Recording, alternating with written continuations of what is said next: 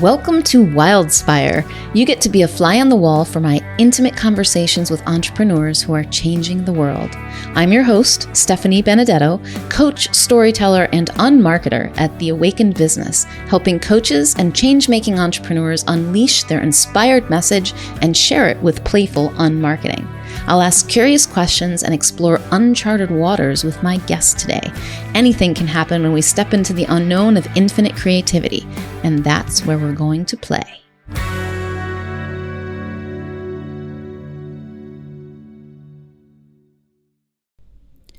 My guest today is John Orion.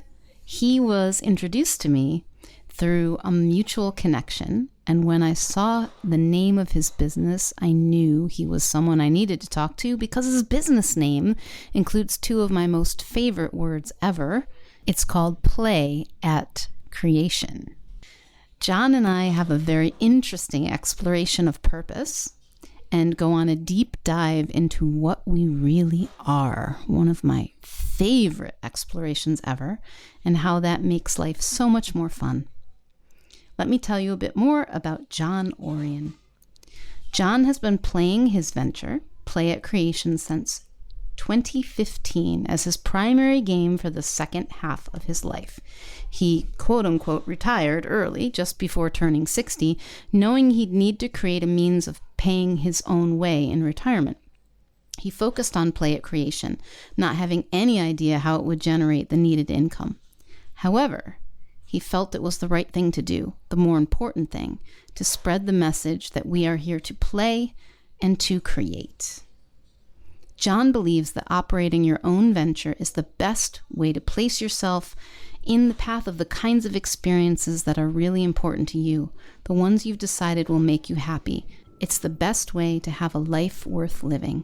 The outcome he's aiming for with Play at Creation is to have 1,000 ventures created by people inspired and supported by them, so that when they're reminiscing about this turn on Earth, each of those 1,000 venture creators says to him, "Wow, John, that was great.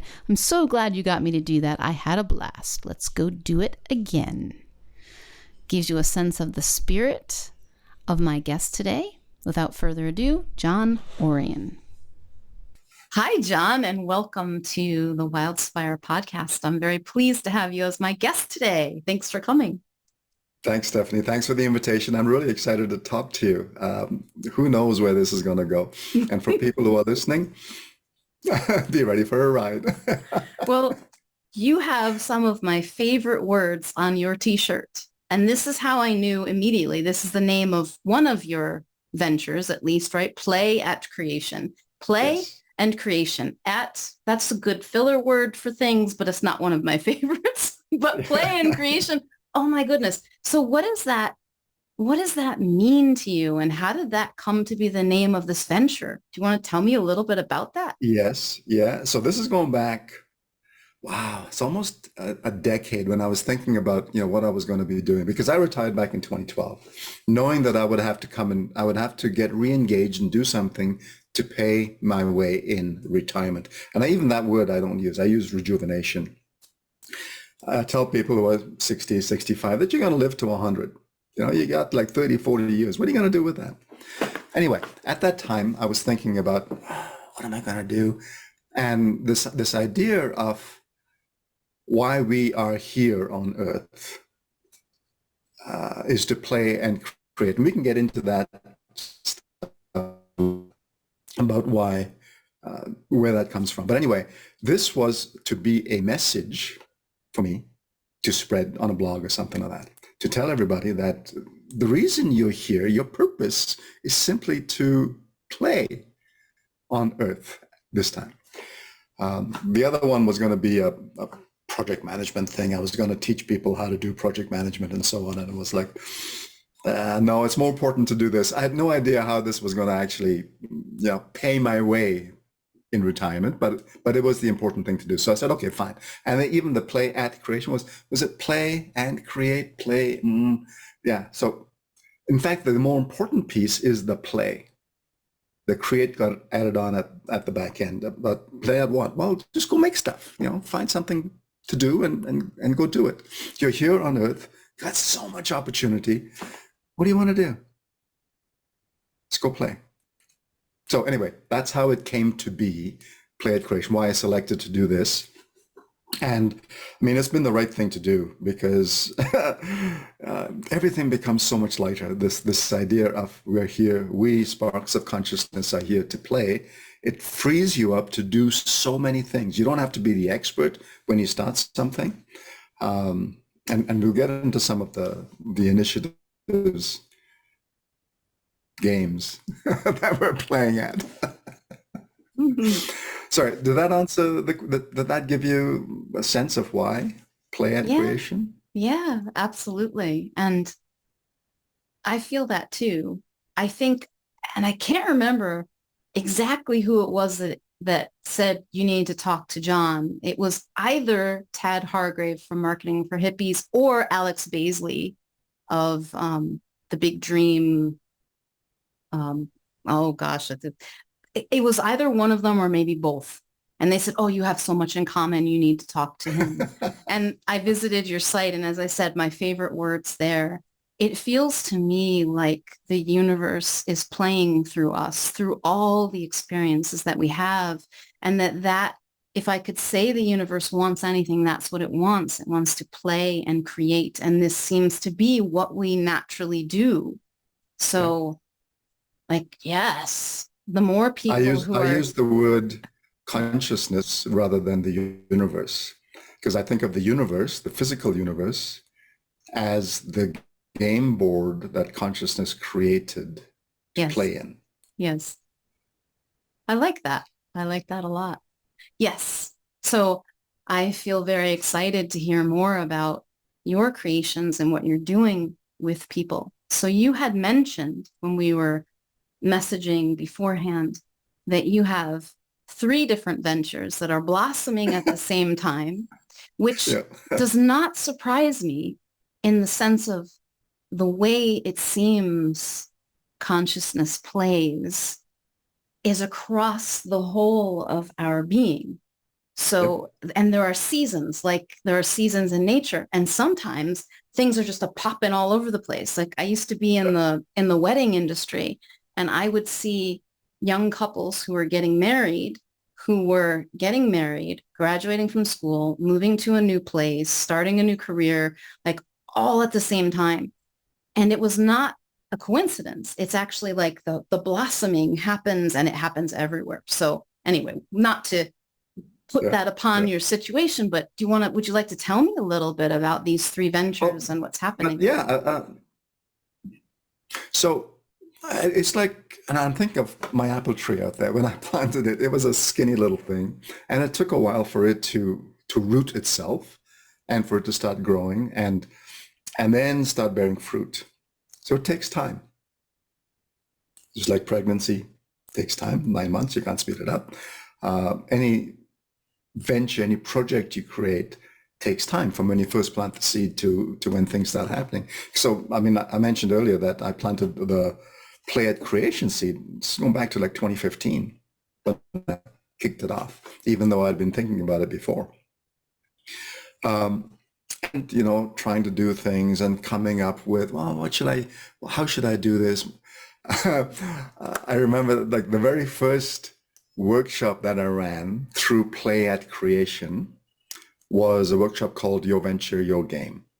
And in it, I promised that people at the end of 3 months would have a venture up and running. And that was so ridiculously naive to think that at the end of it, how are you going to do this? You go, whoa, okay, so that didn't work. So then we tried a year-long thing. And then I said, well, that's too long to have people, and it was called Your Venture, Your Game. So that was too long to have people commit for the solution was to chop it up into 3 pieces. The first part was to envision or dream. Second part was to design the venture that's going to give you the experiences you've chosen. The third part was to actually create that. And who I was were boomers who were at retirement, just about to retire, or just recently retired. There was one of the insurance companies in the States did a study, and they found that the honeymoon period of retirement lasts 18 to 24 months.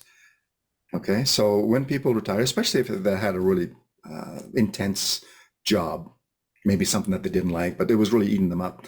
When they retire, they go, "Oh, I can play and I can travel, I can do all this stuff." But at about 18 months to 24 months is when this thing, is that all there is? There must be more. And it's in fact that there must be more is what I've been saying is, well, yeah, you need to be engaged with life. You cannot just sit on the beach drinking. If you decide that's what retirement's going to be, you're going to be dead in 2 or 3 years. I mean, that's it. And especially because you're going to live like 30 or 40 years, you need to create something that you can, that'll pay away in retirement, but more importantly, that has you engaged with life, with others around you.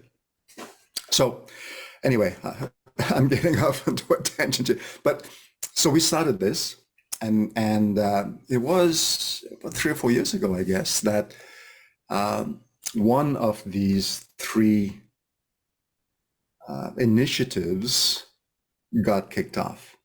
So I play ukulele, and back in 2018, I was just learning, and I had gone to an in-person festival from a group here in Calgary that was putting it on, and I knew how much effort it took. So when they were going to do it the next year, I said, "Sure, I'll help." And I ended up, so I met Louise there.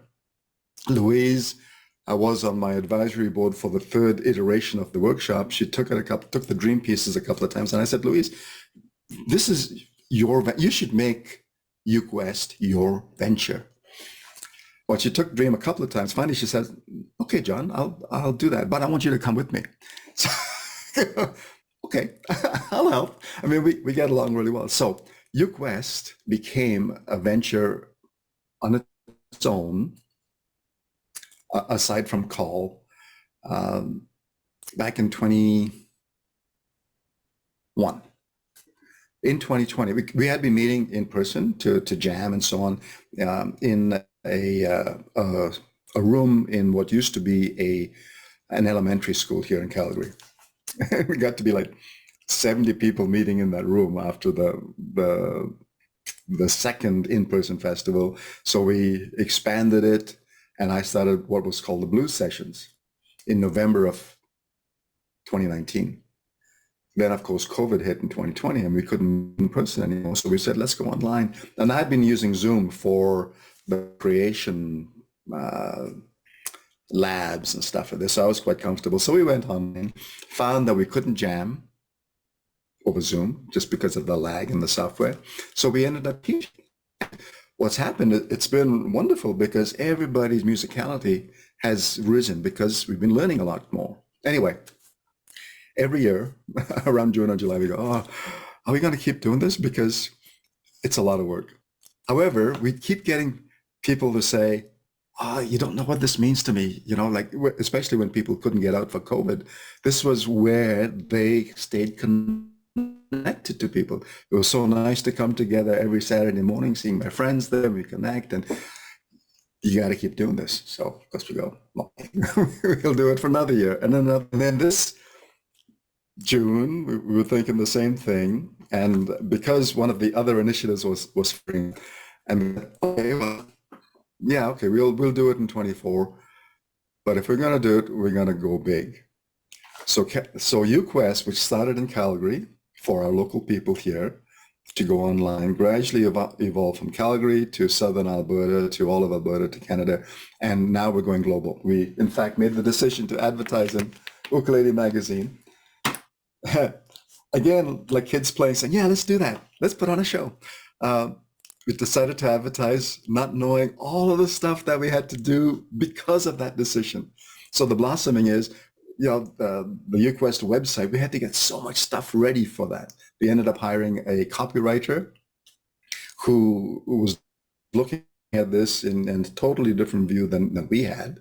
And she was like outside the jar reading the stuff. And so asking us questions about what about this, what about that, came up with wonderful stories and so on. And so that's the blossoming of UQuest. Okay, we're going from 8 instructors to 16 instructors. We're talking about maybe doing a sea cruise next year. Who knows where this is going to go? But anyway, we're going global. That's one. talked about the reason that I was trying to get some time away from UQuest because last year when I was in a course through a company called Miracy, which is based in Montreal, I met a fellow by the name of Tom Gledhill, who was in Cape Cod. He was taking the same course. And he related to me a statistic. He was a business broker at one point, had been a business owner, was a business broker. And he said, John, you wanted to talk because, when I'm talking about boomers retiring and so on, he said, John, there are a lot of boomers who own businesses. And for them to retire, they have to sell the business. However, only 20% of small businesses offered for sale actually sell. 80% get shuttered. And I'd been saying to him, one of the ways I had envisaged boomers starting ventures is that they would, because we know where the problems are, know how we would solve them, we would start a venture. But the idea is that we would hire in young people and teach them how to make that venture successful. And it became successful. The boomer, the graybeard, would get paid a stipend to be the Gandalf of that new company. And so he picked up and he says, what if we got the boomer owners of small businesses who can't sell these businesses to transfer the ownership to them who are typically is younger than they are, but maybe have been working with them for a long time. So in fact, Exit Plus, the evolution of Playette creation to a much narrower focus, was born a year ago when Tom and I said, yeah, we should do this.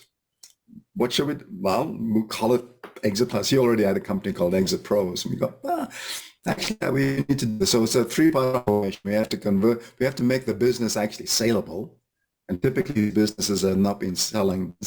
They are wrapped around the boomer owner. So we have to make the business stand on its own. We have to get the key employees to think in terms of being owners rather than employees. And we have to get the boomer owner to be looking ahead to what's possible for them, in the next 30, 40 years, rather than what they're leaving behind. Because they've had, really nice businesses and so on. But, and this is actually a term that I heard once we got into this, the idea of seller's remorse, where when they sell the business, they go, oh man, what did I do? I had such a good thing going over there. And now who am I? Without my business, without being VP of this, without being chief of that, who am I really? And that's where I come in. So what Tom and I have brought together, Tom is the business broker, business owner, looking at the business and stuff. I'm looking at the boomer and who are you and what's next for you? How are you going to savor life? How, when you are on your deathbed, do you get to say to yourself, wow, that was such a good turn. I really loved all the stuff that I did. And that's what I want people to have, is that there are no regrets. That was good. It's like, it's when you play a good game of football or something and you just enjoy the game. I use the example of, and I don't climb mountains, but when you are climbing a mountain, I've done it, in contained spaces and stuff for this, but not out in the wild.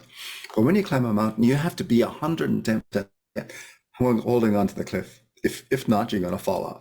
But that's when you're fully alive, right? And you're getting to the top. And you get to the top, and it's been very hard. You get to the top, and you go, yeah, I did that. But 5 minutes later, you're looking at, what's the next one to do?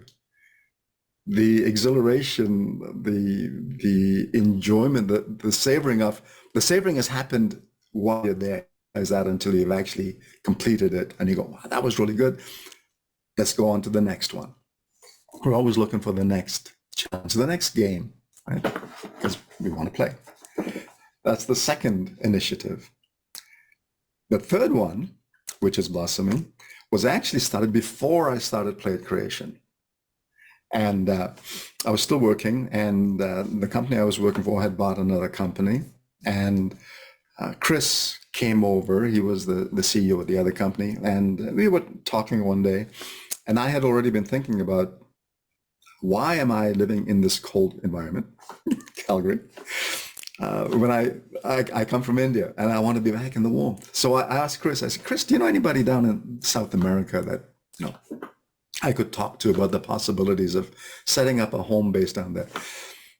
I asked that question. 2 hours later, Chris is still talking to me about the stuff that's going on because a fellow from his church had gone down to Costa Rica and had started a little real estate development down there and had offered Chris the opportunity to take on one hillside. And so we said, we should do that. Why don't we do that? So we did. We said, okay, well, we'll try it. It has to be all cash. We aren't going to go into debt and stuff for this, but we'll play and we'll see what will happen. Now, so this is going back to 2011 when we said, yeah, let's do this. And me, naive guys, well, yeah, you know, we'll do this. And a couple of years later, we'll have done this first project and we decide if we want to do it again. Wow. It takes a long time to get stuff done in Costa Rica. For instance, when you want to put in a road, you need to cut it in and then let it sit. And you have to let the rains come down and see what it does. And then you fix it up and you do it again. So back in 2014, I guess we put in the infrastructure halfway down the hill. We sold one of the lots. That's enough. Boogie and his wife bought a place there. The connection, we'll get to that some other time. Anyway, so Boogie built a place and then nothing happened. Chris and Warren, the other partner, and myself and their wives, everybody was working up here. And then 2015 is when I said I got really busy with Play It Creation. So kind of took my mind off Altos de Antigua, which is down in Costa Rica. However, last year we said, okay, we need to finish the rest of it so that people can actually see that this is a real thing. So we started that whole process, and about a month and a half ago, I guess, we got the roads and the power and the water and stuff put into the rest of the hill. And so now we said, okay, we need to start marketing this for real this time, not just leaving it out there. So in fact, in October, Chris and Warren and myself are going back down to Costa Rica. We're going to be shooting video and photographs and putting together packages for each of the lots so that we can update the website. So this is the third thing that, there's stuff to do now. And it's going to be fun. I mean, I'm not sure what's going to happen. Chris and Warren will stay down there for a week with me. We'll do the work, the videos and stuff, talk to the accountants, the new accountants that we've hired. And then I'm going to stay there for another couple of weeks. The idea being that we'll invite people, like people who want to potentially buy stuff there. I say, well, no, you have to come down and boots on the ground, walk the land, see what it feels like. Is this really for you or not? And we also look at them, because one of the decisions we made very early on is that we're not going to sell to just anybody. They have to be people that we would want to be neighbors with. Because what I want to attract down there is people who have this global mindset. I want people to be able to run global businesses from the hills of Costa Rica, because we got fiber into the lots. You know, so you were talking about having to share the signal, and so the size of the pipe goes down as you get more people involved, unless you got something like fiber. I had the same thing happen when I retired and we went to France. We were in the countryside, and I was trying to download a TED Talk, you know, and those 18-minute TED Talks, and it took hours because we were at the end of the line, and when everybody else would get on, it would just crawl. So anyway, in the hills of Costa Rica, I had better signal, a bigger pipe than I had in France. And even now, you know, I'm going to have fiber there when we go down. So it'll be really cool. The internet infrastructure has been built out. When I was in France last year, I was actually running UQuest stuff from France. You know, the Saturday morning sessions I was talking about. So I would kick it off in France in the evening and do the webinars, and everything was great. And it was really cool to have our members here saying, "Oh, John, so where are you now?" Because I don't recognize the background. Well, no, that's because I'm here. And in October, I'll be saying the same thing. Where are you now, John? I'm down in Costa Rica. So anyway, long story. of the three initiatives blossoming at the same time.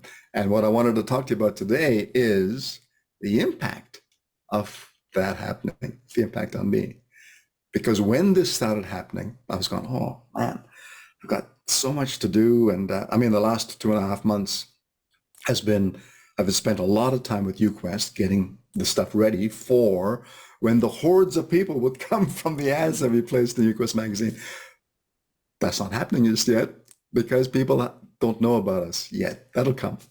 But then I reminded myself, John, this is exactly what you wanted for yourself. You wanted to have these fun and meaningful ventures, projects that you could play with. You didn't manage them so well, and they're all coming together at the same time. But that's okay. We will wrap up the Costa Rican project, once we sell the lots. UQuest is going to become steadier now that all the stuff is input, and Exit Plus then is going to blossom. As we tell people about, boomer owners, you need to sell your business so that you can retire. However, there are a lot of people who are trying to do that right now. A way that you can get that done. And who knows where that'll go. We'll see. You meet such good people. In fact, that was one of the reasons I wanted to have people create fun and meaningful ventures or projects, is it puts you at the crossroads of meeting so many new people. Both people that you will collaborate with, your co-creators, people that you would employ or contract with to deliver, as well as the clients that you'll serve, and help them just blossom and enjoy life. Wow, I've been talking a lot, Stephanie. You have a lot on, John. This is wonderful. I do. Yeah. I do. That's great. So I'm wondering, so you said, you reminded yourself, this is what you asked for. You asked to have these diverse projects and many people and playing in creation, playing at creation. Mm-hmm. So what do you make of this, that these three are blossoming at the same time? Like, what do you think is going on there, really? I'm not sure how to answer that question because, there's nothing going on. It's just that you've planted these seeds. It's like when you plant a garden, right? You plant all these seeds, and especially if you've got like great soil and the right amount of rain and sun, everything comes up, right? And it comes up at the same time. And so you go and you deal with that. And you do have to, remove some of the seeds, the seedlings that you planted, to give the other things space. So really that's what's happening, is that the projects that I've initiated are coming to fruition, and it's great. And so now I have to look at, okay, well, how do I do this? One of the things I'm learning is, okay, John, start working on the business rather than in the business. When you're in and you think you have to do everything yourself, it becomes overwhelming. If you back off a little bit, you go, oh, okay, so here's my tomato plants growing. I don't need to be the sun and the water and the fertilizer and everything else. I just manage it, right? Same with with the cucumber plants. When we planted them, I got them from my neighbor, and they were tiny little things. I got these are never gonna grow, And then all of a sudden, it seems like a couple of weeks later, they're just going wild, and we're getting these cucumbers. And Marie's saying, more cucumbers. It's just an abundance, and I can see consciousness going, wow, way to go, John. Here's some more stuff. What else would you like to have? The more you enjoy it, the more you'll get to enjoy. And that choice of, this is really cool. Let's really savor this. So my purpose, in fact, is to savor life's experiences. And that's the experience I want for everybody else. So Play It Creation's purpose is to have others savor experiences. Okay. And that, I don't know if you cook,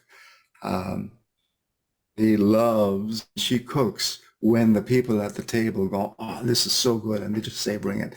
And that brings joy, right? And so this whole idea of just, yeah, let's enjoy this place that we have, this earth. I've been saying to people, now is the best time to be alive. There are so many huge problems to solve. And we get to solve them. We get to figure out, how do we deal with this or that or the other thing, and shape the way the world's going to be in the next little while. In our little corners of the world, there are some people who want to shape the world. I'm not one of those people. I'm looking at my little corner of the world. How do I make this a really enjoyable place to be for the people around me? So how do you approach that? Answer your question? Yeah. It was a very broad question. You couldn't give me a wrong answer to it, honestly. I'm just curious. So I'm wondering, because I love hearing that approach.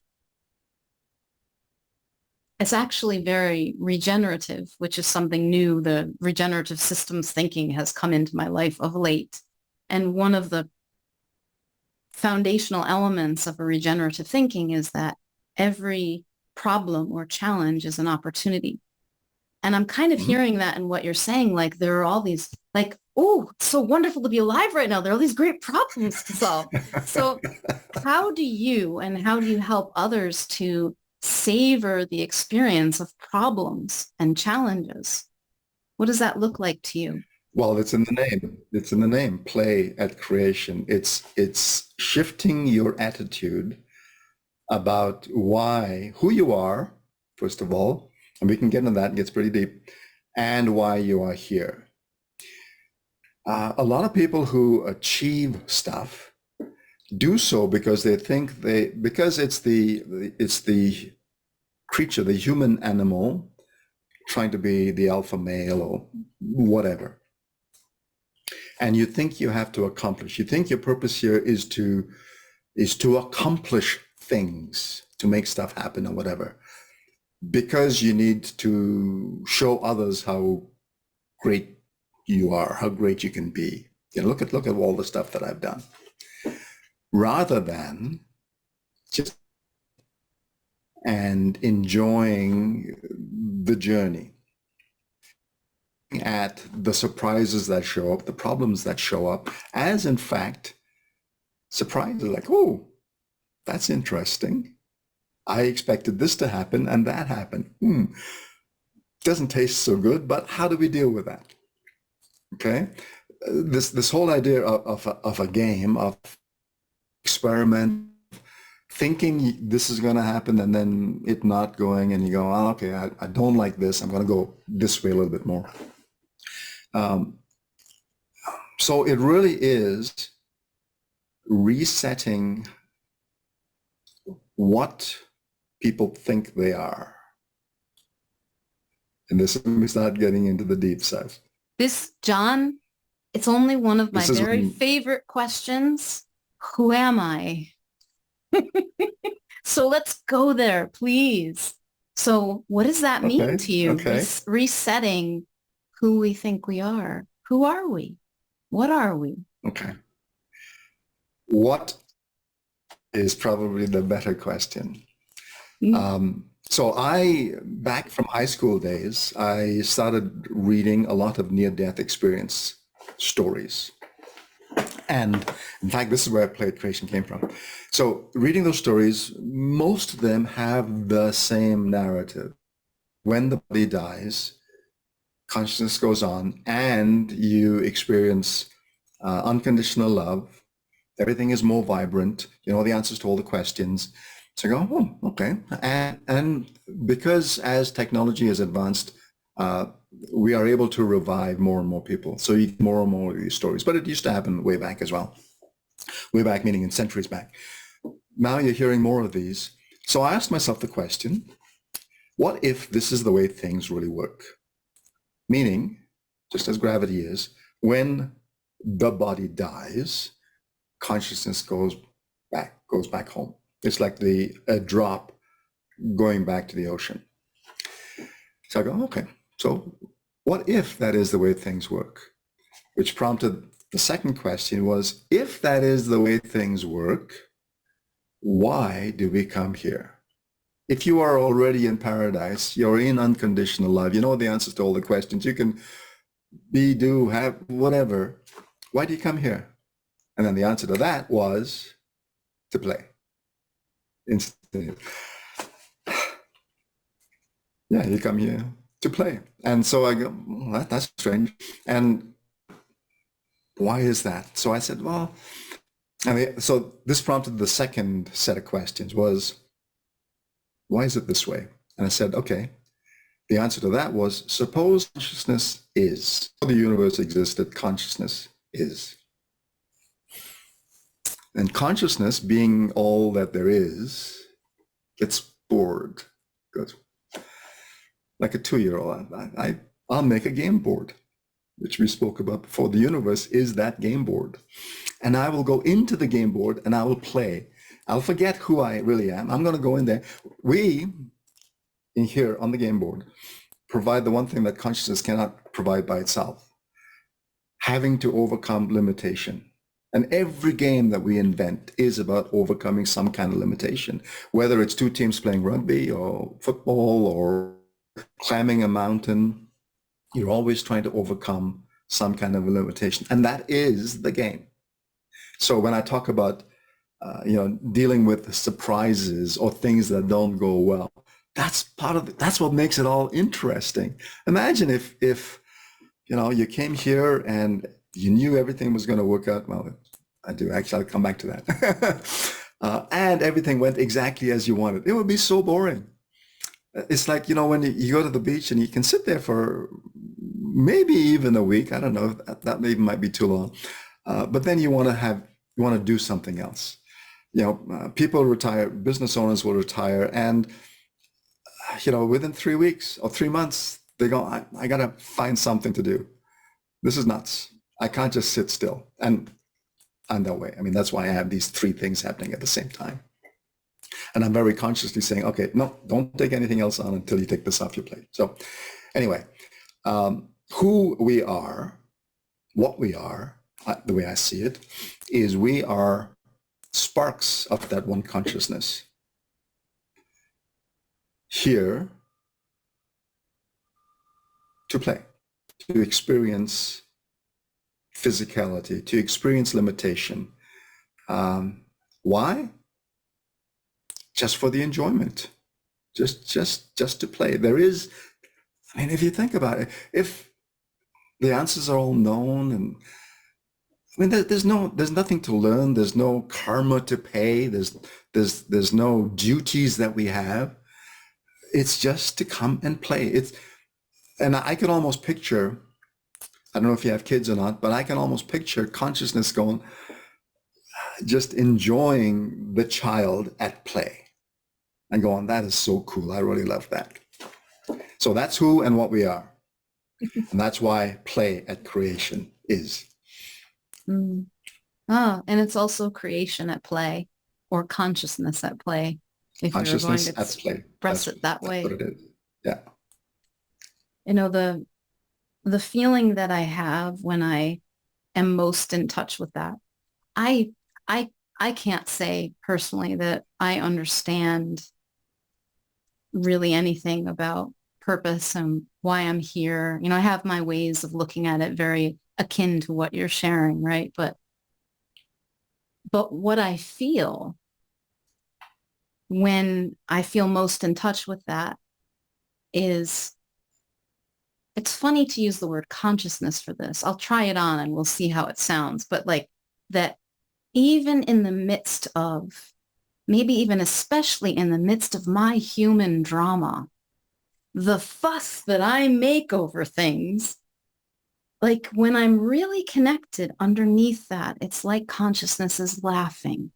It is still, that is the play too. And I don't live in that. Believe me, I do not live in that every day. Sometimes I'm kicking and screaming like any good little 2-year-old. I'm just throwing my own fits over why things aren't going my way. But knowing that and actually feeling that as truth has a huge impact on the way I show up with things and how I navigate the ups and downs of those challenges and problems and obstacles. And most of them, honestly, are between my ears. They're the ones that I'm inventing. There is no problem in an obstacle. Like if you look at your creation as a plant that is, you're tending to a plant and, it doesn't rain enough. Well, is that a problem that it didn't rain? I mean, we can make it up as one, but what we do is we show up with it and you go, oh, well, I think I'm going to water it. Yeah. And I can. Like, Yeah. and you do that. And it's not a problem that we need to freak out over. And yet, so guilty of this every day, freaking out over things that don't go the way I want them to go, instead of showing up with it as a part of the game. So when I'm at my best, I show up with it as a game, and man, is life more fun. It is. Yep. Yep. I think of being able to talk with two senses of I. There's the big I, which is consciousness, and there's the little I, which is the avatar. And I see us as avatars. Like all that we've been doing up until now is you create the avatar that is going to play this game. And so then I ask people, I say, be the author of the story that you want the avatar to experience. And when the little I is having its drama, you can bump up to the big I and say, oh, okay, so little I is having a little pissy fit or whatever. How do I help little I have a better experience? And so part of the invitation is to have people be the author of the story. And in fact, I had at one point thought of, and this is one thing that I put aside, of creating a game, right? Where all of us can be both the big I and the little I. And we write stories about what is little I going to experience 5 years from now or 4 years from now, right? And the game is for big I to play this avatar. What would you have the avatar do so that in 5 years they could experience the story that you want them to experience? And I mean, this is a way I look at life as well. Like my kids like playing video games and so on. Well, what we are playing is a video game at the first level. The other ones that you find on computers and stuff is down a little bit, down the second level. So that's another way of looking at this experience that we're having. And some people talk about, are we in a simulation? Is all of this a simulation? And go, well, it doesn't matter whether it is or not. Here's how we can play it. Here's how we can see it. So this is one way of envisaging what it is that we are going through. And you're right. I mean, when you can back off to the author I, the consciousness I, nothing really matters, in the sense that you do go on. Everything that happens now is just another story. And in consciousness, there is no time. Everything is happening at the same time. Time is something in space-time, right? In physicality. And so we have, yesterday, today, tomorrow kind of thing. Back home, if it's all happening at the same time, then what you experienced 2 centuries ago and what you will experience 2 centuries hence and now are all happening at the same time. So I have no idea how all that stuff works. I've chosen to stay as an infant, as a babe in understanding and just experience it. There are other people who are trying to figure all this stuff out, and I go, well, you go and do that. I'll find out when I get back home. So, John, with all of the infinite games that consciousness could play through you, how do you know what games you want to play and say yes to? Wow. What would you like to do? I mean, you don't have to pick the best game, right? what would you like to experience? In fact, the dream course in the Prosperous Modern Elder program is for, we have people look back at what they've experienced already, and what parts of those things they would like to have more of, what other things they've seen and they would like to experience, and then from melding those together, what's enough?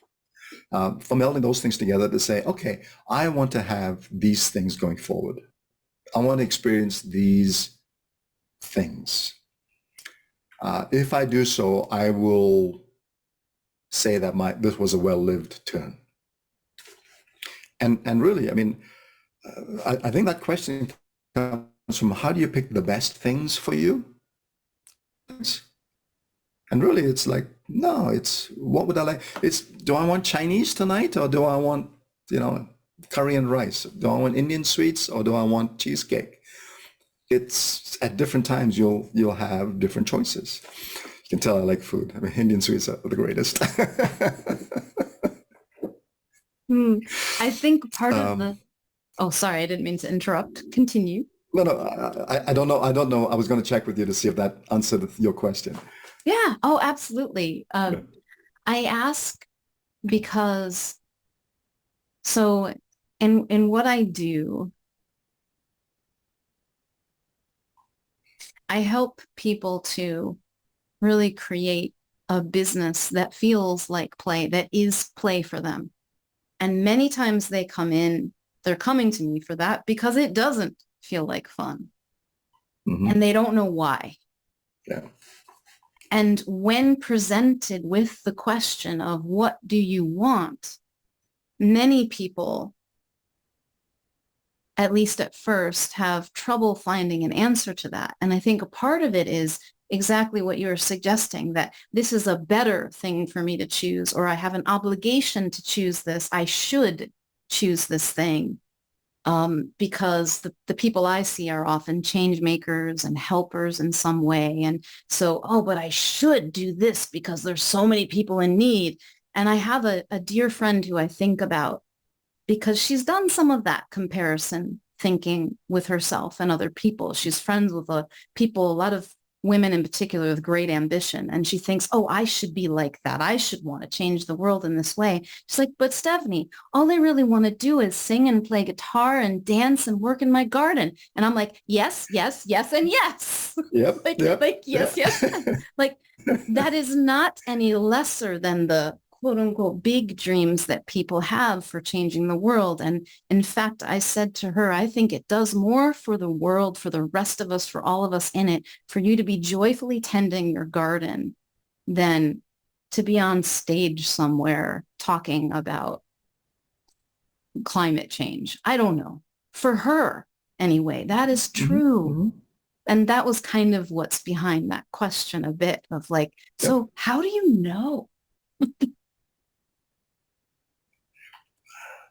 It's like saying to the child, so this is the big I saying to the little I, you don't have to do anything.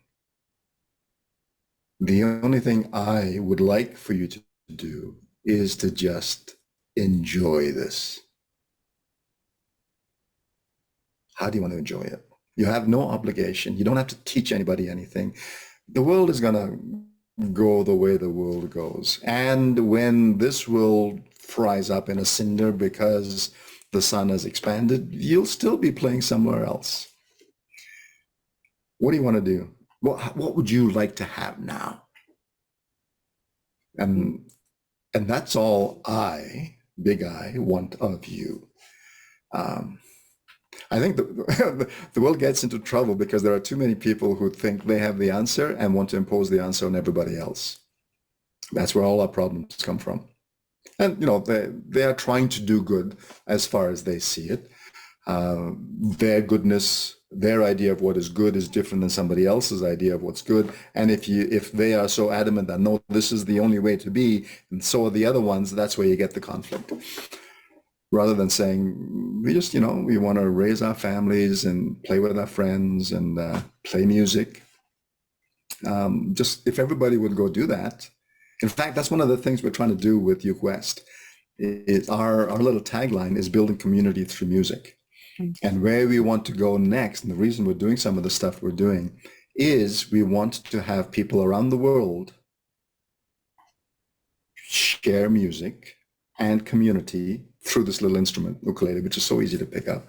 Because I would love to be able to take people from Calgary, from Alberta, for instance, to Portugal, perhaps, right? And we go to a festival there. We actually had a fellow from Danilo from Basilicata in Italy who came out to the 2019 festival to share what they are doing in Basilicata. He was using music festivals to share the culture and the economy of that region.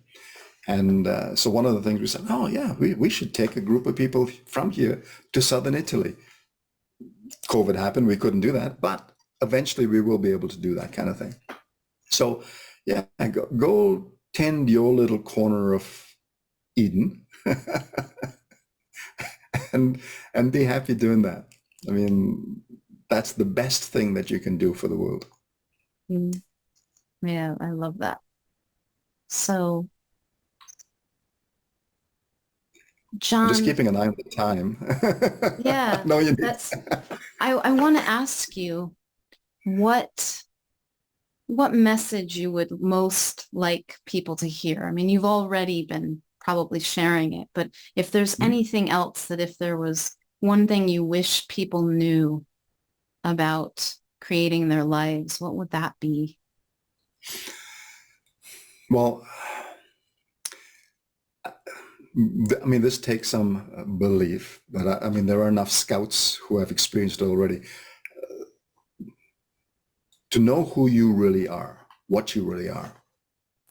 You, and I'm looking now at you, Stephanie, you are a spark of consciousness that is using the human body, which I see as Stephanie, to experience physicality. Okay, so the being that you are on this turn is consciousness with the human creature experiencing stuff going on here. The human part will die. The consciousness part will go on and have another turn as something else. Maybe not on Earth, maybe someplace else. I mean, do you realize how huge the universe is? It's huge. So much opportunity. Remember that you do go on. That's it. And the reason you're here is just to play. Oh, well, thank you, John. And if people would like to learn more about you and your playful ventures, where is the best place for them to go? I will, of course, provide links and things in the description. Sure. Probably the best way to do that is john@playatcreation.com. And then we can figure out what they want to play at. Like, for instance, your friend, like if she wants to play music, she should really become part of U West. We meet every Saturday and we play there and play, sing, you know. I would love for people to pick up the ukulele just because it's fun to play. Anyway, john@playatcreation is probably the best way to reach me. Beautiful. Thank you so much, John. This has been a great pleasure. I want to thank you, Stephanie. I mean, my joy is in meeting like-minded folk, people who are there already and get it, and we can talk about this stuff, and it feels good. I mean, I will see you back home, but maybe I'll see you before we get back home. Yeah, cool. Thanks so much for joining me for today's Wildspire conversation. If you'd like to receive a weekly Wildspire email from me filled with inspiring stories on marketing experiments, tips for playing your way to impact and income without the hustle and hype, insights from my spiritual business journey, and more, go to theawakenedbusiness.com/Wildspire. Until next time, may you know yourself as the gorgeous wild creation you are.